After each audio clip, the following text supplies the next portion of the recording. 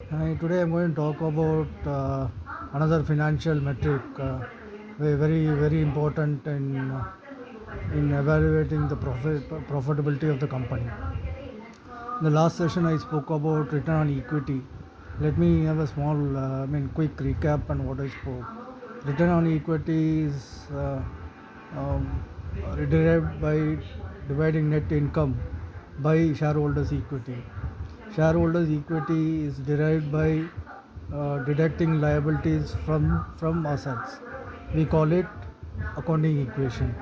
That is, assets is equal to liability plus equity. Equity is nothing but shareholders' money or owners' money. The return is the net profit generated on uh, net income generated on shareholders' equity. We spoke about the drawbacks. Uh, I discussed, sorry, I spoke about the drawbacks of this ROE formula because basically, the higher the ROE, better is the profitability of the company or the growth. It's an indicator of growth. But the drawback of this measure is it does not take liability into consideration. We have companies which have high liability and a smaller portion of equity in their capital structure. A small equity number will make the ratio higher, uh, which could be misleading on the overall. Which could be misleading on the profitability of the company. Let me illustrate with the example. Um, Say I purchase an asset of 100 rupees, worth 100 rupees from equity, capital, and liability, out of which 10% is equity and 90% is liability. My company generates an income of 20 rupees, and return on equity uh, could be misleading in this case, as liability component is very high, 90%. You use this formula, you say you will get uh, net income, 20 rupees divided by equity of 10 rupees, which is 200% return, and creates a false impression about the company, as it does not factor the liability component. You substitute in the equation your in your basically your return is uh, 20 rupees on the asset value, which is 20%, as as compared to as compared to the as compared to the result that we derived from ROE. So it can be misleading. So ROA eliminates return on assets, eliminates is a step forward, though it is not perfect uh, in measuring the profitability of a company. Return on profit assets formula is net income generated by the generated I mean net income divided by total assets. The denominator part takes both equity and liabilities. Factors both equity and liability in its equation. You can easily find out from the accounting equation, assets is equal to equity plus liability. So it takes, the return is measured on the capital, entire capital. It shows the efficient use of the company resources, as against ROE, where it takes only the equity part of it, and uh, and um,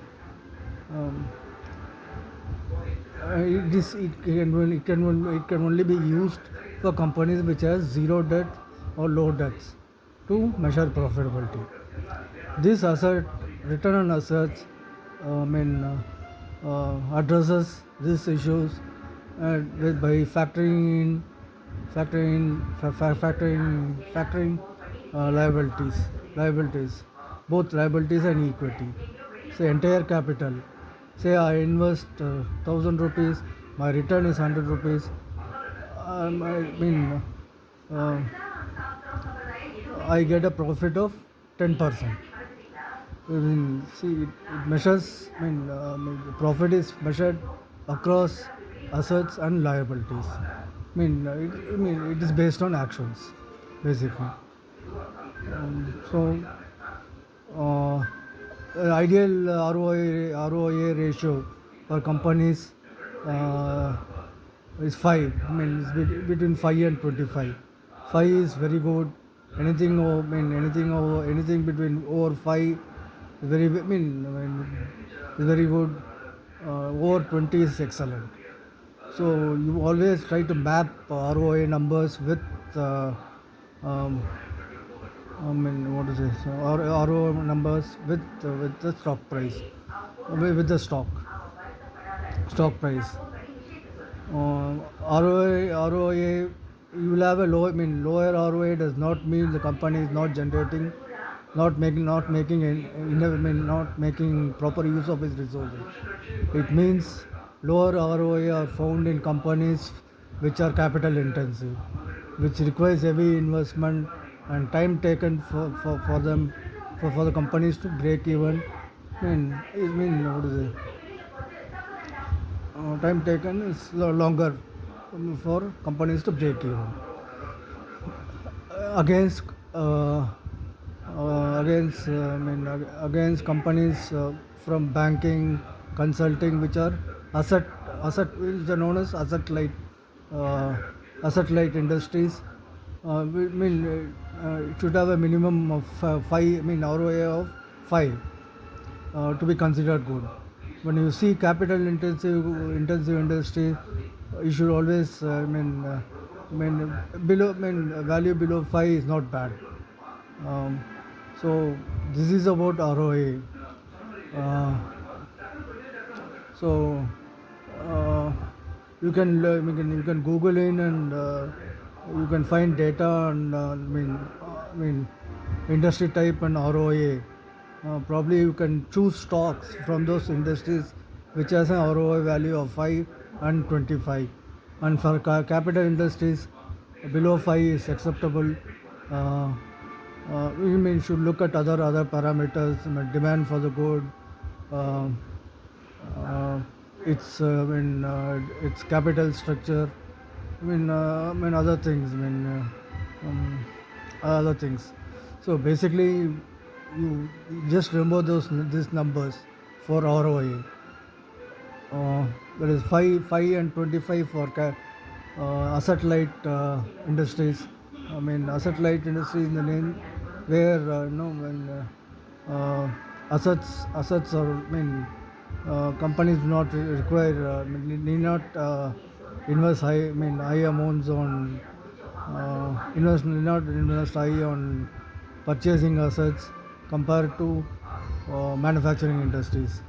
So you can, you could name a few industries: banking, consulting, which does not require which does not require heavy investment on assets.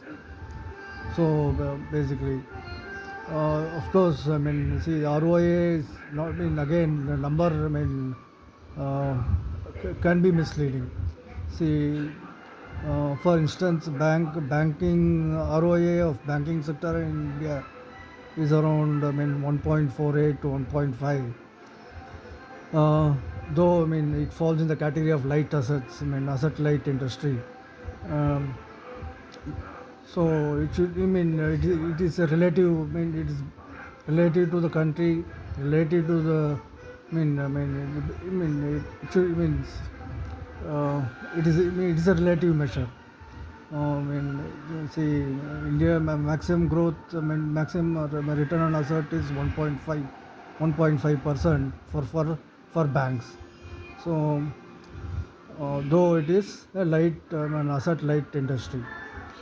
So again, it says number. Generally speaking, 5 is a good number. For asset light, five is a good number for asset light industries. Anything below five, you need to look at the overall industry in the country for asset light industry. For capital intensive industries, below five is not bad. Anything above five is excellent. So you can see. So uh, so ROA, I think means it's a better measure. Compared to ROE, which does not factor liability in its calculation.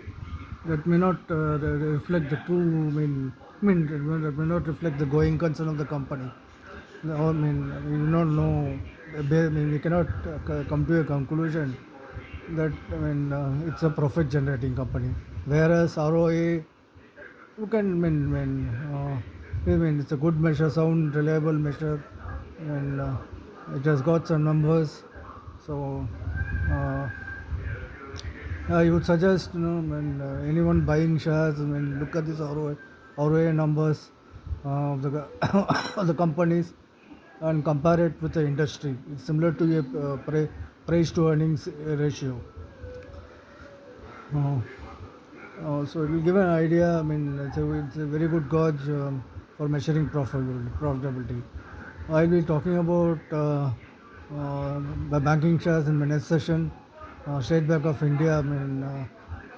State Bank of India. Probably time is a constraint now. Uh, I want to keep my video short. Long videos are, I think are boring. Uh, Thank you. Namaskara.